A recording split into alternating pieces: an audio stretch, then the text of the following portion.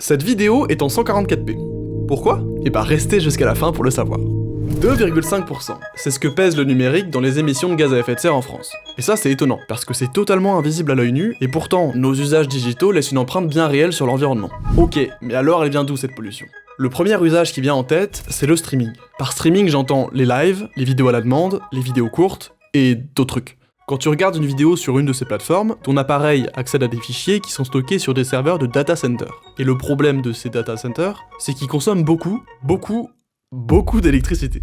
Il y a deux explications principales. La première, c'est que les serveurs ont besoin de beaucoup d'énergie pour fonctionner. Mais quand ils sont en fonctionnement, ces serveurs chauffent énormément, donc il faut aussi les refroidir. Et pour les refroidir, il faut de l'énergie. Évidemment, plus la résolution des vidéos qu'on regarde est élevée, plus il y a de transfert de données, et plus ça consomme. Pour réduire la consommation du streaming, les fournisseurs ont bien sûr un rôle important à jouer. Mais nous aussi, en tant qu'utilisateurs, on peut ajuster nos habitudes de consommation. Ce que je peux vous proposer par exemple, c'est d'éviter de télécharger du contenu pendant les heures de pointe pour soulager les serveurs, de désactiver la lecture automatique, ou encore de baisser la qualité des vidéos. Ah non, attendez, je vous dis de la merde là. Netflix a publié un article où ils disent que changer la résolution n'a que très peu d'impact. Bon bah ça va alors. Netflix vraiment.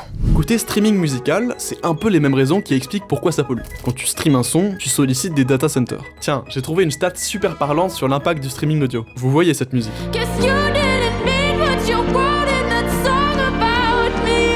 Stop! Le magazine britannique New Statesman a analysé l'impact de ce son sur l'environnement. Et accrochez-vous bien, en 11 mois, le single a généré l'équivalent de 4000 allers-retours Londres-New York en avion.